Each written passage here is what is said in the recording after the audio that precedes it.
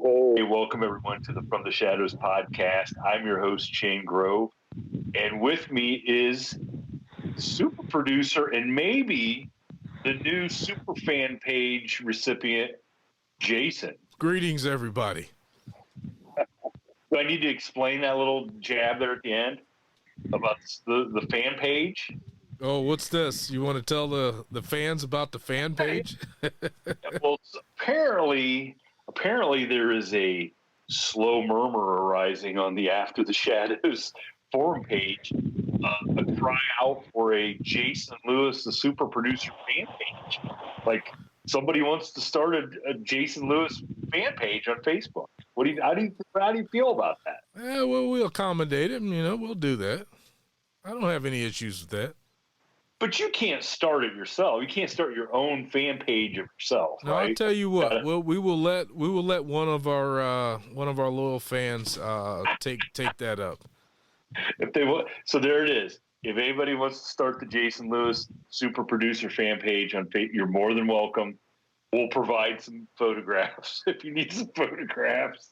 but I just thought that was fantastic. If somebody said, "Hey, where can I find the Jason Lewis fan?"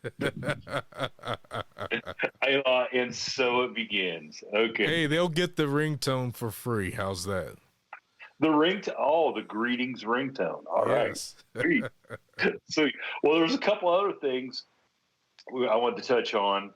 And first of all, look, we see the numbers come in for the downloads and people listening, and we're amazed at how many people actually spend an hour or hour and a half or 2 hours with us every week listening to, we have some great guests. So we owe it all to our guests, but they listen to our nonsense as well.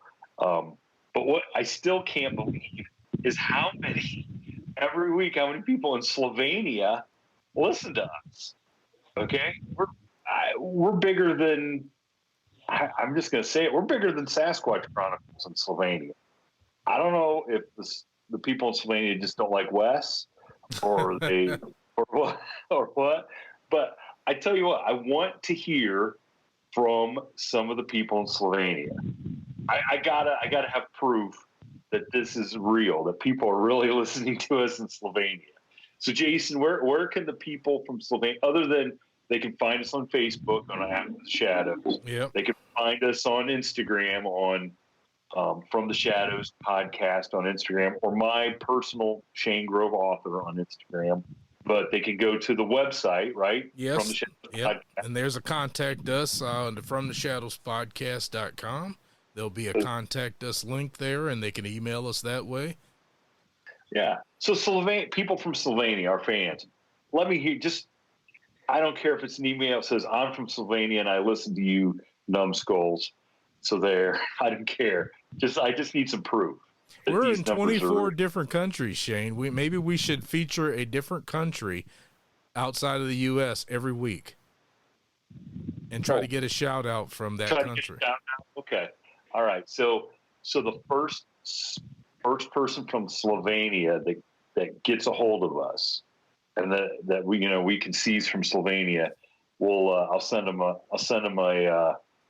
From the Shadows sticker. How about that? That's right. That sounds good. Okay. All right. Well, without further delay, let's get to our guest. I am looking forward to hearing about this. Well, and this is this guest comes from somebody reaching out on the website. This is somebody who had an experience back in the 70s. He didn't know who to reach out and talk to. Heard about us, and he got a hold of me. And so this is why it's important. If you know somebody that's had an experience, and they're not listening to us, tell them about us so they can get a hold of us and come on the show. So Mike, welcome to the From the Shadows podcast. Oh, thank you. I'm glad to be here. How you doing?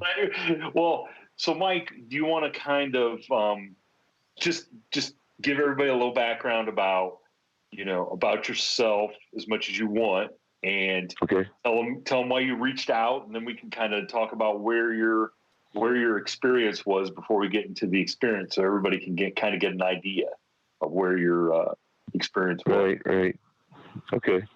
Well, I grew up in the southern part of Sandusky. It was called Perkins Township, and I used to race motocross. I used to parachute when I was young. I was just out for kicks, everything, getting wild and stuff. So, I was a typical 70s teenager back in the 70s. And everybody around me had dirt bikes. So we all rode. We had a bunch of trails and stuff we rode on. So, and that's when everything started. Now, for our people around the United States or even around the world, so where Mike is talking about, if you're an amusement park fan, Cedar Point is located within 10 miles of where you're at or where we're talking about? Yeah, I would say, yeah. And back in the 70s, I mean, where I lived, it wasn't growing up. It was nothing but farm fields. Route 250 was only a 2-lane road. One heading north, one heading south into Sandusky. And, so I lived on the outskirts of Sandusky, and it was just all farm fields out there. Now it's all businesses all over the place. Everything is sprung up, new neighborhoods and everything. Back then, there was hardly, there was houses, but it was mostly all farmland. So, yeah. And so we're and I grew up down by NASA. So, yeah. So for everybody listening, so we're talking about a rural area that is near Lake Erie and Cedar Point, but just happened to have like a 6,400 acre NASA test facility called Plum Brook Station, and which kind of adds to the mystery that there's this ginormous piece of property behind a chain link fence with guards doing, Lord knows what, which I think that at that time they were the biggest. Well, they had one of the biggest nuclear reactors that did tests. Yeah. And I saw what the first version of a cooling tower, and I didn't even know what it was. I just knew that hot water was pouring out of this thing, and it would go right into the creek, and the creek went right by my house. So that tells you anything. Did you say you grew up in Chernobyl, or was this Sandusky? Yeah, really. It might as well have been for all the experiments they were doing in there. Oh, so, 'cause I didn't even know that much about nuclear power back then, Yeah. It was all like a kind of experiments. So, yeah. That might be what they hoped, is that nobody really understood what was going on. Right. And okay, so we've kind of set the stage. We're in rural Ohio, and it just so happens to be next to this NASA test facility. And this is where you grew up, out running around. Yeah. And inside the facility, there were tons of deer. You used to be able to go down to the end of the road where NASA started when you got into the gates. And you could look through the fence, and there'd just be deer everywhere. And this place just got overpopulated with deer because they couldn't get out. Well, some got out, but there was a lot that didn't. So it was just packed with deer, and people used to come down there and look at them all the time. So that was pretty interesting. That was pretty cool. Oh yeah. Of course, growing up as a kid, so you've been able to see deer that far away, and that's and until my sighting happening, I'd never been that close to a deer before. So. So now that we've set the stage, why don't you kind of just get into it? Let's tell everybody what happened back in the 70s. Okay. Well, I was kind of bored one day, so I decided to ride my motorcycle back in the woods, my dirt bike, and I was driving around for a while. And there was a farmer's lane. It was like a dirt road where he drove his tractor in between the two big cornfields back there, and they blocked off over the NASA fence, and they stopped there. And so before that, though, I used to ride along the NASA fence with my dirt bike, and I'd see sometimes the chain link fence would be like pulled up, like something was going underneath of it, but it was really pulled up, even like maybe 3 foot high, and the round chain or steel wire that held the link fence to the post, they weren't cut, they were like busted. Something grabbed it, just busted the rings right off that was holding it on. And it was like, I couldn't figure out what was doing it. And I told my mom about it. And she's like, oh, that's just a deer working her heads underneath of it. I'm like, well, they wouldn't have to do it that high to get underneath of it, And I'm thinking, I'd never seen a deer go under a fence before. So I seen a lot of them jump over that fence, but never underneath the fence, And then there was other times that we'd find dead deer back where we rode in the trailer back by this farmer's cornfield and stuff. They'd just be laying there dead. And the stomach would be like ripped open and all the guts were out of the inside, the heart and liver, all that stuff. But the whole deer would be laying there, and I went home and told my mom about that. Oh, it's just a pack of wild dogs, And I'm thinking, well, if it was wild dogs, they would have tore the deer apart. They wouldn't have just ate the guts, you know what I'm saying? So that always kind of had me confused too. So anyway, back to the story. I'm driving around and going down this farmer's lane, and there's a little dip over there where it kind of gets a little low and goes back up high.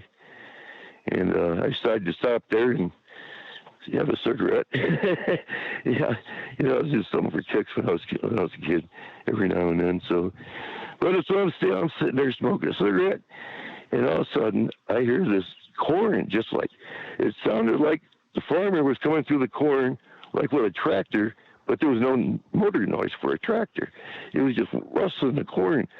And I'm going to myself, what the heck is that noise? And it sounded like it was coming, getting closer to where I was at. So I'm thinking, well, how can I see what this is? I know what I'll do. So I put my bike on the kickstand, put the kickstand down, and my front tire was already in a little bit of a rut, so to help steady it a little. So I put the kickstand down and decided I'm going to stand up on my motorcycle. I never tried this before. So I bet I could stand up on this thing and look up over the corn. So I put the kickstand down and I get up on my bike, and I'm easing myself real slowly up. My legs are starting to shake. The bike's shaking a little. And I get up and I look over the top, and I see two things zigzagging through the corn. We went to corn stalks. I couldn't see what they were because they were lower than the corn stalks, but they were like moving in one direction and the other. And then I looked back, and that's when I seen what I seen. I saw this, I don't know what it was. It looked like a caveman almost. And it had like light brown skin. It was just hair everywhere. And I could only see it from like right across the upper chest, like where his shoulders were up. He was just above the corn stalks, only that far, so I could see of him. And he had these dark black eyes. They were just coal black. And the face, like I said, it kind of looked like a caveman. His eyes kind of, protruded out, cheekbones, and he had like his long hair was just all the way around going to the back, and it was just all over the place. And he was running, and the corn kept flapping him in the face. And if you ever going through a cornfield, what those corn leaves feel like, they like stick to your skin, and it gets irritating. It looked like it was irritating him, and he just was like, he grabbed a corn stalk and went, "Rah!" and he pulls it out of the ground, throws it up in the air, and that's when I seen his arm, and it wasn't thick. It looked like it was hair. It wasn't fur. It was hair, because you could see right through it. But it was just like you ever say like a really hairy guy? That's what it looked like. I mean, just hair, really thick. But it wasn't that thick to where you couldn't see right through to his skin. The hair was brown, and his skin was like a light brown. And he had the ugliest face I ever seen in my life.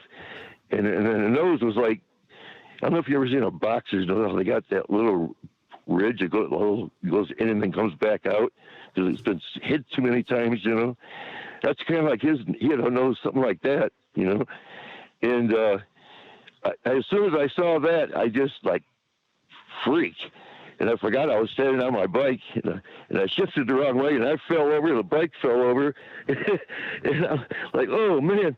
And I get back, and I pick the bike back up, and I get back to sitting there, and I'm just shaking to death from what I saw, and then all of a sudden I hear the corn.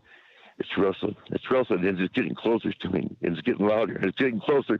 I take my bike, and I start kick-starting it, trying to get started. And, of course, if you know anything about motorcycles, when they tip over, they flood out the carburetor. I don't know if they do nowadays, but back in the 70s they did. It was like the gas would get up in there and get your spark plug all wet. And we always called it flooded the bike out. Yeah. And I'm kickstarting it, trying to get this thing started because I want to get the heck out of there from what I saw. And in the corner, also this corner's getting rustled. It's getting closer. It's getting louder. I can't get my bike started. I'm freaking out. Oh my God, this thing's gonna kill me!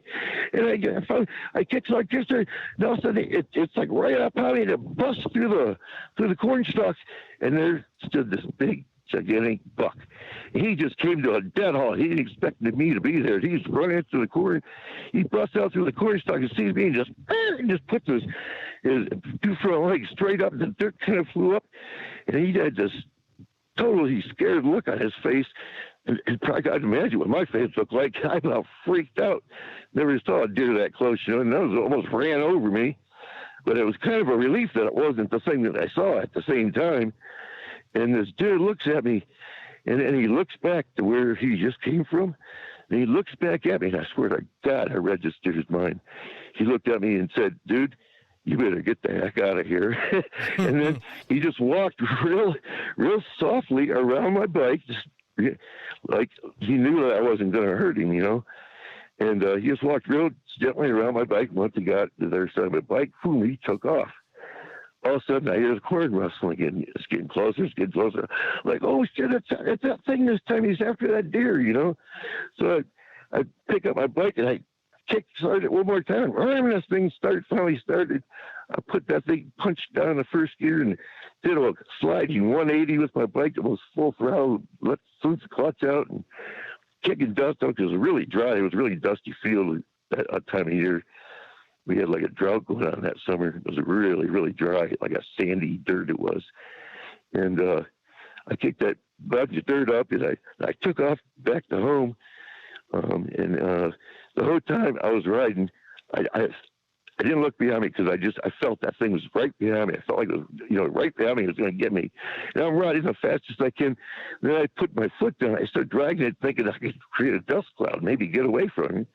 So as I'm flying down the straightaway, I got my foot dragging, just kicking up a bunch of dust, and I get this turn that heads back to my house and through the field. I tell you what, that was the fastest I ever probably rode that bike home. I was flying, and I was scared to death the whole time. That thing was, I just felt like it was right behind me. And I couldn't look back. I couldn't do it. I just wanted to get home. So I finally drive through my yard and went around to the front of the house and pulled it in the garage and hit the electric garage door open and put it down and ran in the house. And my bedroom was on the back side of the house, and my windows looked out to the field in the woods where I just came from. And I grabbed my shotgun as I came in my room off my thing. Of course, I forgot to lay into any bullets, so it wouldn't do me any good.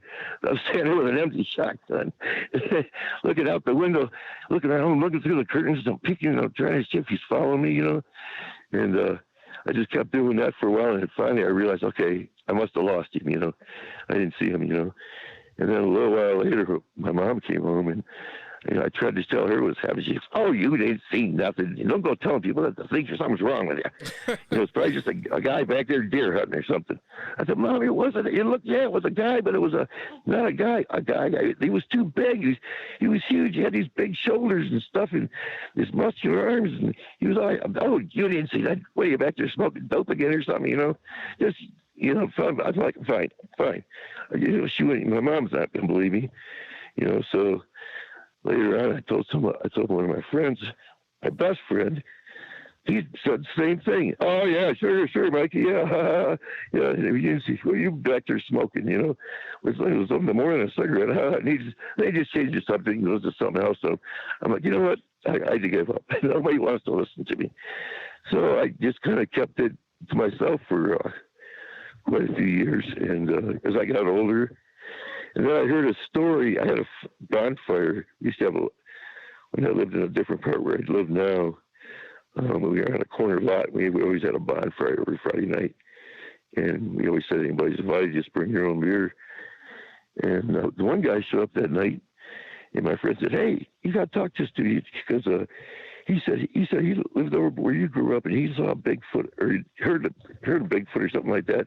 So he's got a story to tell you. So I went over and introduced myself and stuff. I said, "So tell me what you happened to you."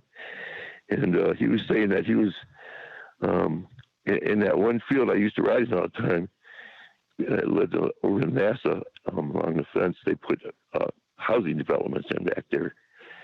And just to run up right behind the road, they weren't way up against the NASA fence or anything. And there was a creek that went through there. It was the one that went through my yard, and then it cut across underneath the road and then started again over on the other side and west. And they had a row of trees along it, because creeks usually have rows of trees along it. This guy was out on his back porch, and all of a sudden he said, all he heard just like something like cracking, like big trees in half. He said it was just really loud, like somebody was with a bulldozer bulldozing them down and just breaking them in half or something. He's listening and going, "What the heck is doing that?" I've never heard that loud crack. That must be big, like trees are busting. Somebody's busting back there. But he couldn't see anybody. And he said his dog, that always wanted to go outside and loved the outdoors, would not go out that door. He stood there and whimpered and with his tail between his legs and ran back to the house. And this guy's going, "What the heck is going on?" But he was too scared to go back there to see, if it was actually something or not. So that was his story. But it was kind of cool, because it could have been one of them back there. I've heard of them breaking trees and stuff before. I don't know why they do it, but he said the weather was really weird that night. It was like the sky was real weird and real gloomy, and almost looked like a tornado was going to happen or something. And he thought maybe it had something to do with that. But after that, I never really heard much until I started listening to. As I got older, it's things always on my mind. Because you see something like that, it doesn't leave you. You think about it a lot. And I thought about it a little bit less as I got older and older, but it was always there. Every time I hear something on television, Bigfoot, I hit the channel and go back to it, and then I started listening to YouTube and watching Bigfoot stuff on there. And not once did, I would watch the ones that they thought were Bigfoot. Did it ever really affect me until I seen this one that they called the tent scene. This guy filmed through his tent. It looked just like a Squatch, and he zoomed in on it, and it looked right at him. And when it did that, the hair just stuck up on the back of my neck, and I just got real shaky and nervous inside. I'm thinking, "That's it." I started going, "That's it. That's it. That's it. That's what it was. It looked just like that." And some guys was coming next to me going, "What the heck are you talking about?" I said, "That's what I saw when I was a little kid. I was 15. I seen that thing." He's like, "Oh," and he walks away. Not believe me, of course, but that was the only time I'd ever seen, Bigfoot like on YouTube that actually made my hair stand on end, because it was like that was it. And it was also on that Facebook, Bigfoot doing Facebook or something like that it was called. So they used to analyze films and stuff. And they even, the guy in there, I remember, said, "Ladies and gentlemen, this is a first of a real life Sasquatch." And they even, did all these measurements and everything on this thing. They came to the conclusion that it was real, and that made, I'm like, "Yes, I knew it was, because that's what I saw, It's exactly what I saw." This guy actually did film a Sasquatch, and it was on YouTube for like 2 or 3 months. The guy put it on there, whoever did, but didn't put his name in. He just posted it on YouTube. And of course, then somebody else came along and tried to say that it was that they did it. I'm like, "Oh, that's funny. You didn't do it. You didn't say this 2 months ago when it was on at the beginning." Of course, this guy was known as a known liar of Bigfoot. So you probably know we're all talking about Rick Dyer. So what a fake that guy is. But yeah, he tried to claim it was his film when he made that movie with Morgan Matthews and Killing Bigfoot. I don't know if you guys ever seen that before. That was a real joke. And he claimed that he filmed it during that, but of course it was on YouTube for 3 months before, and nobody claimed it. And then all of a sudden, 3 months later, he claims that he took it, and he wasn't even in that big offense in that film. I saw that. I saw the movie. It was on regular television or something, some channel. I don't know what it was on, but I taped it on VHS, and he was in this little pup tent. This was a tent that the guy took it through where you could stand up. It's like a 12-foot tall tent, and he messed up big time by doing stuff like that. So trying to say he took the film because here he is in this little tent and we're not in a big stand-up tent, so there's no way he could have filmed it, So you got people out there like that too, and I have no respect for people like that, because somebody like me who actually saw something, I'm not saying it was a Bigfoot. I only know it was a hairy-ass caveman, that was dirt ugly, and a punched-in fake nose like a boxer, coal black eyes. I don't know what it was. But I wish if there was anybody else that grew up around NASA back in the 70s, around that fence, because it's a lot of area, a lot of acres that fence goes, and there's a lot of houses along it. I would love to talk to them and see what they heard. I did meet a couple girls at a Bigfoot conference I went to in Clyde. It was at the Clyde Library, and Mark DeWars was putting it on. And I met a couple of girls there that I said they lived near the NASA fence, and had seen like glowing eyes and heard weird sounds coming out of there and stuff.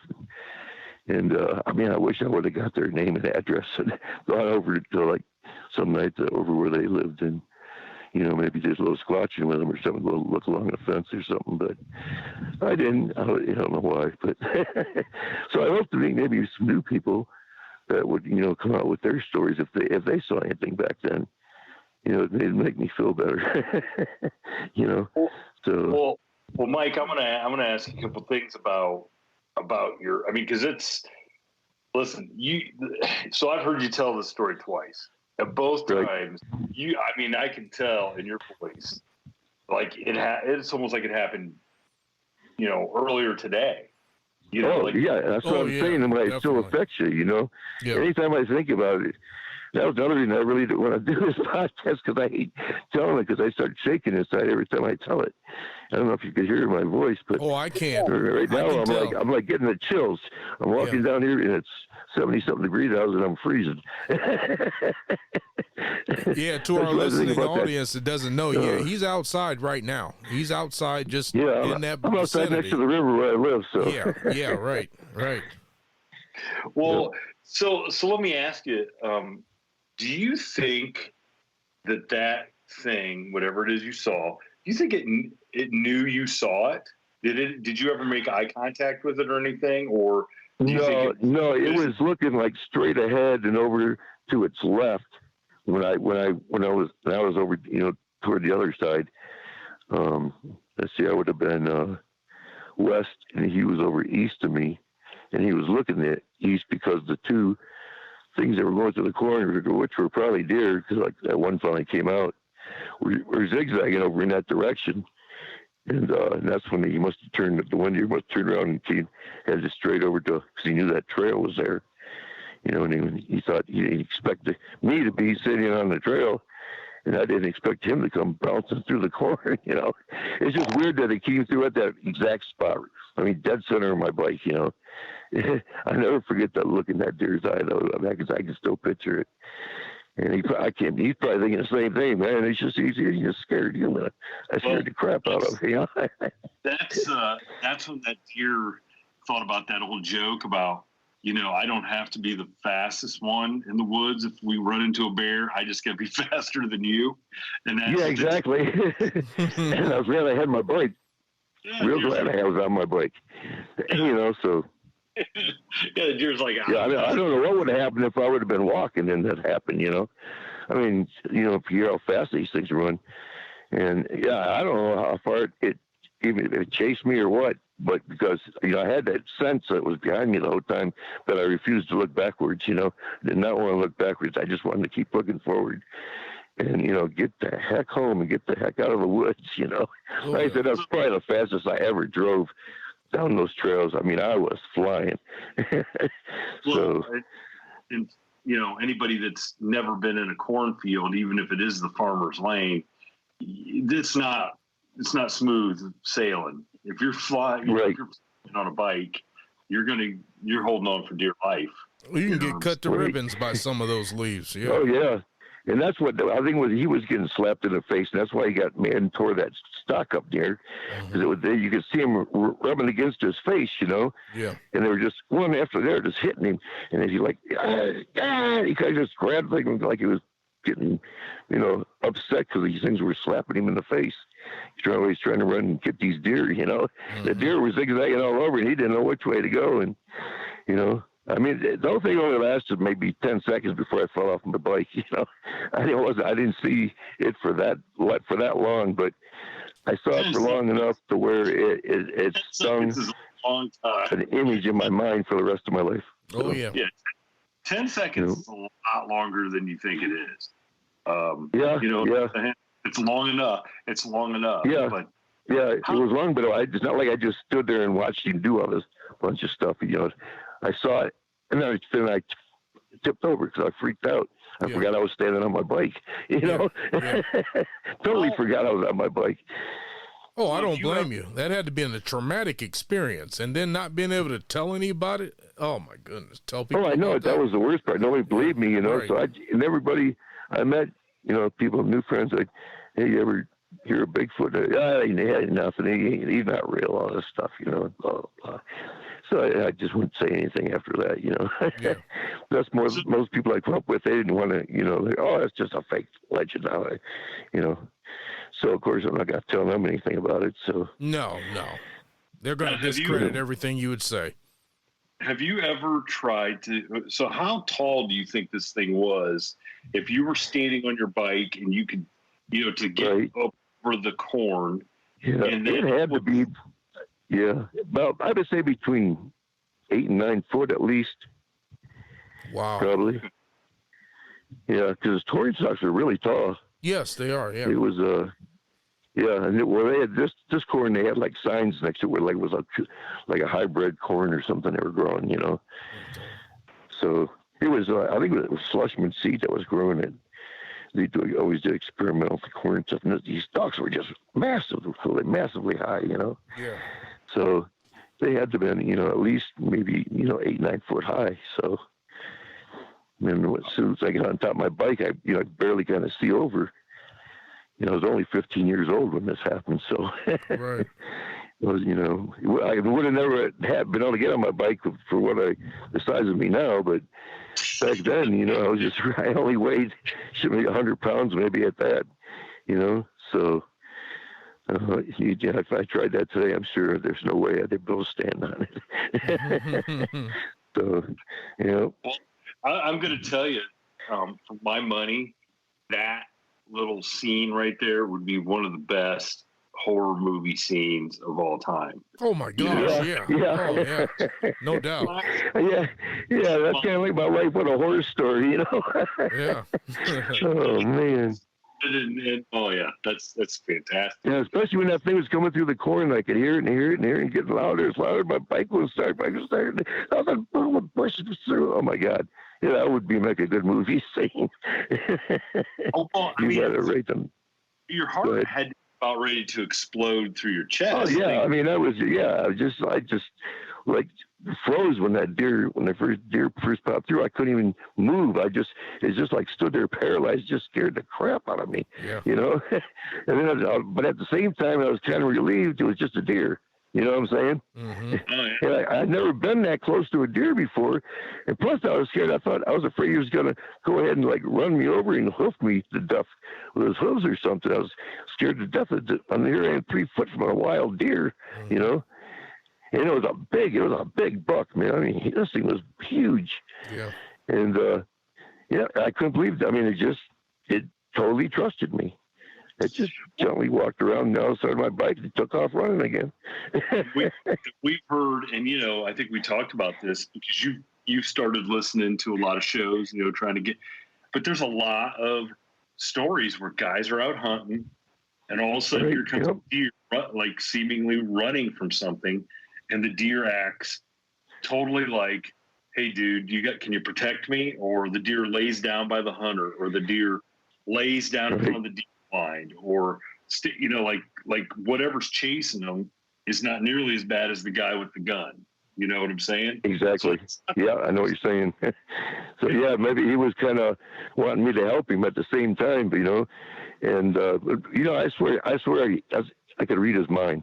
I swear that the look in his eyes, he gave me that. All I heard this like voice in my head. It said, "Hey, dude, you were to get the heck out of there." You know, it was funny. I mean, when I think about it later, you know, and yeah, it was just strange. I deer trusted me like that, and you know, it's just something I never been that close to a real deer before.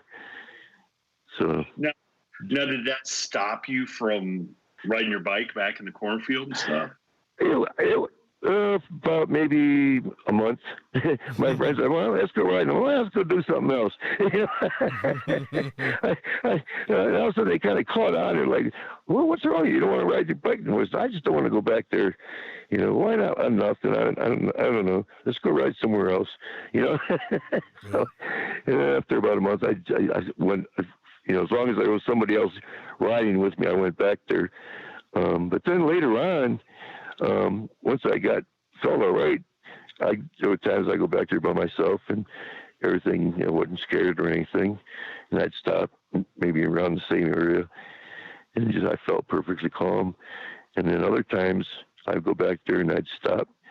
And all of a sudden I get this feeling like somebody was watching me, you know, and all of a sudden I get like really scared inside, and the whole thing would start coming back to me like, oh my God, it's around here somewhere, I gotta go home. And I'd buzz home real quick, you know, and put my bike away. And it was weird because, you know, sometimes I was totally at peace. Other times I was just freaking out back there, like something was watching me, you know. So I mean, maybe it was, I don't know. I never saw it again after that. So. Well, it totally makes sense then. So imagine how easy it would be for a creature like that to bend the fence up inside NASA and just go get deer that are already fenced in. Oh yeah, that, and he was probably eating the soybeans that were growing there, and the corn once it started getting ripe. I'm sure they eat other stuff like that too. I mean, there's tons of soybean fields along that fence, and so they were probably going over and eating soybeans too, and killing deer, you know. I don't know. It makes I don't know what to eat. So it really makes you wonder what the people inside that NASA facility knew about what was just on the other side of the fence. Yeah, I had that feeling that they knew what was going on back there. Mm-hmm. And you know, I mean, because they would fix the fence, and then a little while later, I'd see it pulled back up again, you know. Yeah. A couple of days later, you go by, that fence was fixed again, you know. So they had to have cameras to know what was doing it, you know. So, and you know, they kept it well protected, and nobody you know would go in there because they were doing all kinds of weird experiments with nuclear stuff back there and that. So I knew that for a fact. So, but. You know, well, yep. Before I ask you about that, because I definitely want to ask you about growing up around that place. But I mean, so I mean, what you've seen a gorilla in the zoo? I'm assuming on TV. I mean, so that definitely wasn't some gorilla. No, it did not look like a gorilla at all. It was a man. It looked human, is what it looked. That's what's freaking me out inside, you know.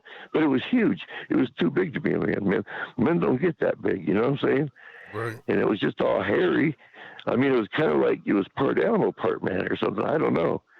I mean, its features were human, but yet it was kind of like what you could tell it was wild somehow, you know, because it was just all, you know, they didn't have no clothes on, for one thing. I mean, I thought only saw from the shoulders up, but, you know, they didn't have a shirt on or anything. And I don't know. It just didn't appear to be. I see apes. They don't look nothing like what I saw. Like I said, if anybody's ever seen the tent scene, I couldn't find it on YouTube. I mean, it used to be on there a long time ago. But I mean, I wish I would have downloaded it or something, because the one they show on there is the closest to what I saw. But the one on there, it didn't have any hair on the top of its head. Mine had hair on top of its head. So it was about the only difference, but it looked exactly like that one. And it's just dirt ugly, you know. But it wasn't no gorilla. Not even close. Just the way it was even, it was running kind of like a man and, using its arms to toss that stalk up and stuff just like a man would do. It definitely wasn't, didn't act like an animal, So, well, I'm not saying it was a Bigfoot. It's just I don't know what it was.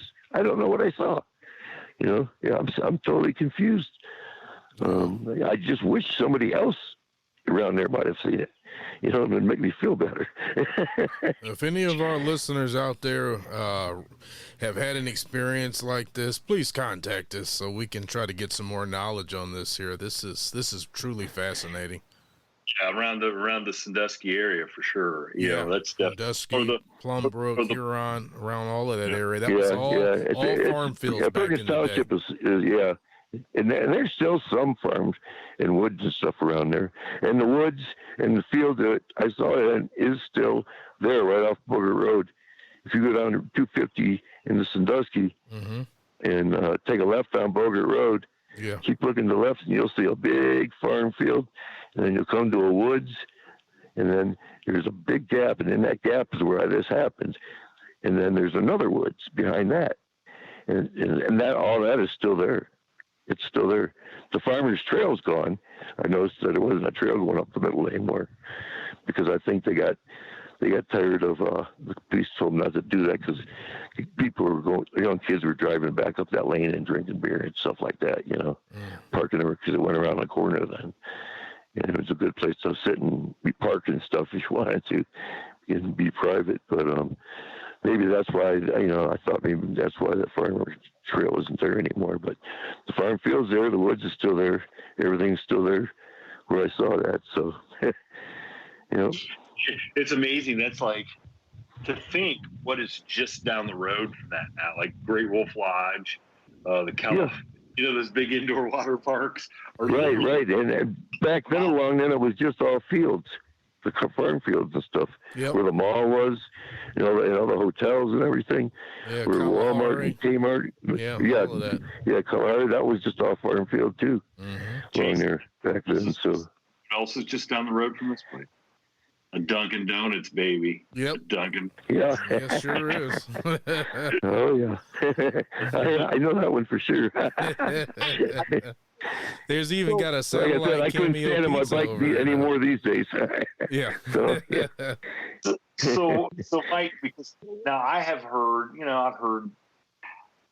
and I suppose this goes with any fenced-in government facility that nobody really knows what's going on. So I heard all kinds of stuff about this place.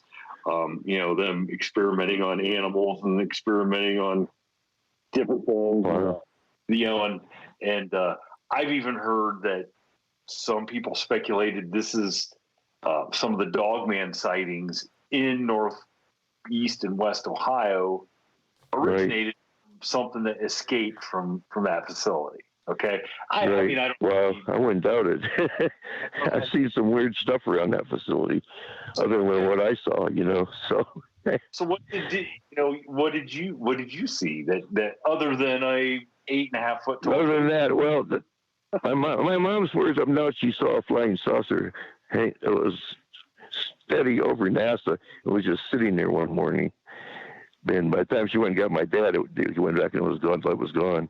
But so I always teased her about that, I said, "Oh yeah, I'm not allowed to see this, but you saw a flying saucer, Well, I know what I saw. You don't know what you saw, So, but the one time, me and my friends, we were out, going for a cruise in our cars, drinking a few beers, and we pulled back into the farmer's trail there, and there was we called it the circle track. And it was a place a farmer gave us like an acre and a half of land because there was a creek around it. And you had to go across the bridge to get to it. And he said it wasn't worth growing anything on because it was such a small area and it was near the creek and stuff, and it didn't grow good over there. So he said, I'll tell you what, I will give you guys that land to ride on. You guys stay out of my cornfield. You guarantee me to stay up my cornfield, just right on my trail, get here. We were like, oh, that's cool. So we built like a small motocross track down there, and we had a round circle track on the outside of the motocross track. We call it the circle track. So we pulled in there because me and my friend had to go to the bathroom, and so we pulled in there, and I turned it around so I was heading straight back out, facing the road, and me and him walked out and walked to the back of the car, and we were on the other side of the road there where you cross the bridge. We crossed the bridge to get where we were going, on the other side. And we were standing there going to the bathroom, and all of a sudden we both looked up, and he goes, oh, my God, what is that? And I go, I don't know what the hell that is. And she goes, I don't know, but I'm getting the hell out of here. I said, so am I.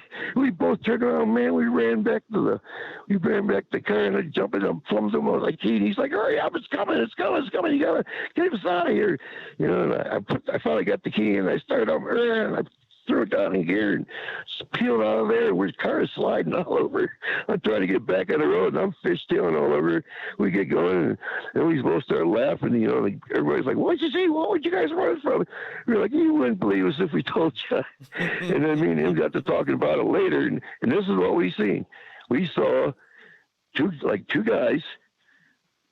They were pure white, holding lanterns that were pure white. Everything was white, but you could see right through them.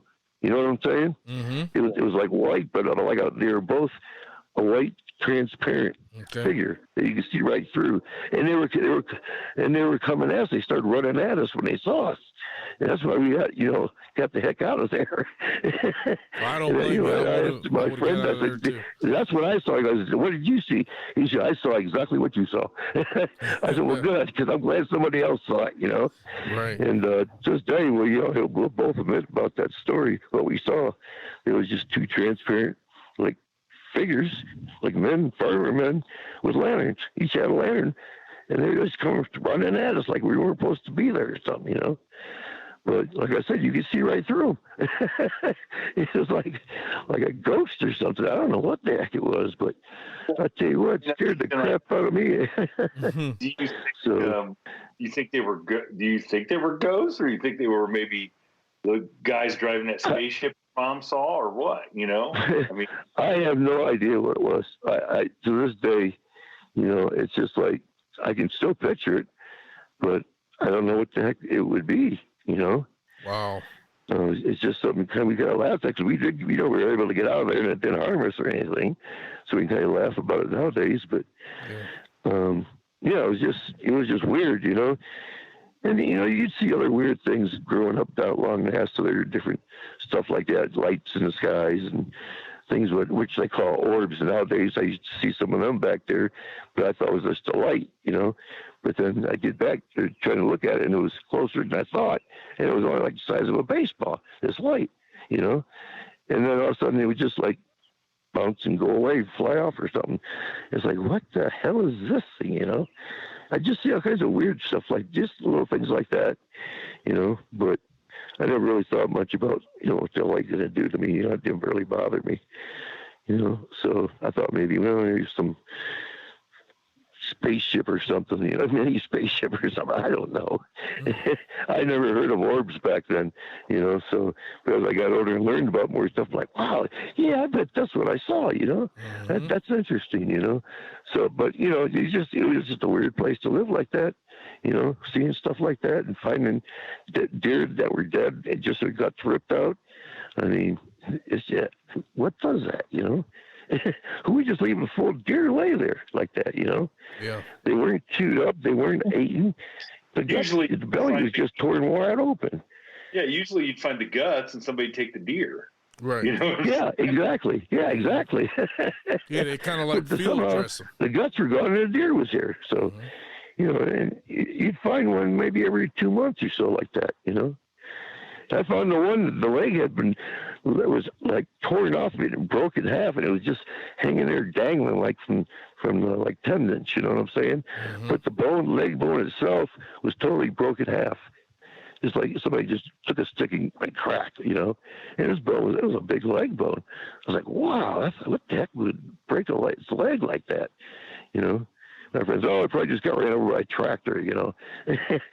My friends always come up with some dumb excuse like that, and then their minds would go to something else, and they never, you know, go on to another subject. So they were the types to sit there and ponder and stuff like I was, you know. Yeah. I always thought really in depth into everything, you know. That's just the type of person I am. So yeah, well, I just hate it when people just sit there and give some implausible excuse as if that's just gonna just blow things away like it never happened before. I don't like that. Right. And they were stupid excuses, you know. Right. Like, exactly. Yeah, right. You know. Now to the farm here after we get done with this interview, and I'll ask my stepdad how many deer he has hit in his 40 years of farming with a tractor. Right. That's what these guys did. Oh, the farmer just hit with a tractor. So he must be a bad driver because we're finding them about every 2 or 3 months back here, you know. And where are the guts out of it? You know, what took the guts on it? It's probably a plow, you know, ripped his belly open and the animals came and ate his guts, you know. So the animals would eat more than that, you know. Right. I don't know. Let's go play some football or something, you know. They say you just stop it right away. And they were never the type to ponder on anything like I was, you know. And it always bothered me and stuff like that. I always thought about it, wondered, you know, tried to figure it, like the little mysteries out, you know. Right. So, you know. But other than that, that's about my story growing up back over there by NASA. It was a weird place. I would say that beats any of my stories growing up. I mean, I just can be honest with you. Oh, that's just fascinating. I mean, I just don't know what you had to go through keeping that to yourself after having such a traumatic experience like that and having nobody. That's got to be hard. And my mom would always say, "Oh, you don't go around telling stuff like that. People are going to think you're weird. You just keep stuff like that to yourself." Well, you know what? You know, and she was always harping me, and you know, so and I was a good kid. I did what I was told. You know, right. My mom told me something. I did what she told me to do. You know. Okay, Mom, and so I keep it quiet, you know, but it always bothered me, you know, that I had to keep it quiet. It didn't matter because everybody I told, you just had some stupid excuse for it anyway, you know. And I knew it's not no stupid excuse, so. Yeah, well, now we have platforms like the From the Shadows podcast where people can come on and they can say these things and not have to worry about any ridicule. Right. No, you don't know how good. The first time I talked to Shane on the phone, I felt so good afterwards. I was like, wow, somebody actually listened to me. Right, this is great. This load just went right off my chest, you know. And then, you know, he told me that he was in a bind and could I come on? Because I told him I didn't want to come on the show. I said, that's not why I called you. And I called you to see if anybody else already see they're in the area, you know. Yeah. That's what I wanted to hear. Yeah. And he's like, oh, show. I don't want to go on the show. I'm not that type of person. You know, I don't want fame or anything like that. You know? Mike, I'm glad but you did come up in a bind, and so I just thought I'd figure I'd help him out. So he helped me out. He listened to me, took a big bind off my chest and my shoulders, and I felt like a breath of fresh air, you know. So I felt like I owed him a favor. So okay, I do owe you a favor. Well, I appreciate you coming on. I really do. And we got a vast audience that feels the same way that we do because this is all of our platform. And I'm hoping some other people out there will step forward that have experienced something in that area or any area for that matter. Because the more people we get the more people that open up about this, the more we can finally learn what kind of creatures these are because they are real. I don't think that people are making this up. Right. And I'm just glad I never saw a dog, man. That would have really been terrifying. That would be very terrifying, yes. Yeah. Well, I can say this. Oh, man. I mean, while the circumstances that led me to reach back out to you and say, hey, you want to change your mind about coming on are very unfortunate, you know, and we may discuss those later. But I am glad that you came on because I told these guys, the judge, you couldn't be with us tonight, but and Jason, after I talked to you, I said, man, he's got a great story. I hope that you were, you know, felt differently at some point to come on and tell because Right. Well, it really wasn't a story. It was a true event that happened. Right. It's stories could be fictional. This was no fictional thing that happened to me. No. And on top of that, I am very familiar with a lot of the area you were talking about. Very familiar with it. Yeah. Yep. And like I said, if you want to go see that place I was at, go down 250 south and down to Bogart Road, or north. I mean, yeah, and then take a left down Bogart Road. Yeah, and keep looking to your left, and you'll see that big farm field. And eventually you'll see the woods that I'm talking about. Yeah, in the gap where there's more farm field, and then the other woods. And it's all still there. Yeah. Except for the farmer's trail's gone. You can't drive back there anymore. Wow. I'm gonna put it out.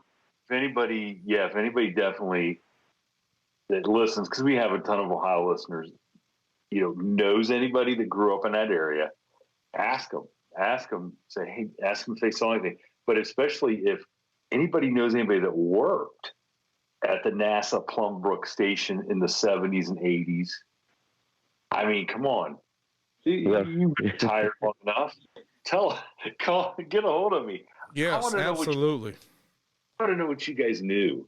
What did you know that was out there walking around in the cornfields and bending up the fence and stuff like that? I mean, come on, let's help everybody out and have some disclosure here. Well, there's even now in modern times, there's still unexplainable things that happen out that way. If we have anybody that worked there and is experiencing anything a little on the abnormal side, contact us. It doesn't matter whether it was in the past or now. I mean, we want to hear about it. Well, definitely. So, well, Mike, I appreciate you don't even know how much I appreciate you coming on. Yes, thank you. Well, no problem. I just wanted to help you out, Shane. You helped me out. Yep. You got me get it off my chest, so I figured I owe you a favor. So I really didn't want to come on, but I did owe you a favor. So well, I hope we get some people that's going to contact us. I hope we're going to get some of our loyal fans that's going to reach out or know somebody and get us into contact with somebody else that was around there at that time. Yep, and you got to let me know if you do, because I want to hear about it. Absolutely. So, thank you. I appreciate that. Yes, thank you, appreciate it. Because I know you've had this, with you for a long time, and you deserve to hear some other people's stories and find out that you weren't the only one that experienced something. Yeah, that was the main reason I got hold of Shane in the first place. Right. Not because I wanted to be on the show, but I wanted to know if he had ever heard anything in that area before, other stuff. So yeah, well, we're on a mission now. We're gonna find out. Yeah, I appreciate that. Yes, sir. I've been in contact with some people that have some sightings, and they're trying to dig up the paperwork on it so that I can, so they can share them with me. So very as good. soon as I get it, I will pass it along for sure. So yep. So, but Mike, thanks so much, and we'll stay in touch. Yeah, absolutely. So, okay. Thank you. It sounds good. I will talk to you guys later then, okay? All right. Take care. Thank you. All right. Have a good one. Yep. Bye. Thank you for tuning in to this week's episode of the From the Shadows podcast. Until next time, never shy away from the darkness or what may be lurking in the shadows. We are out.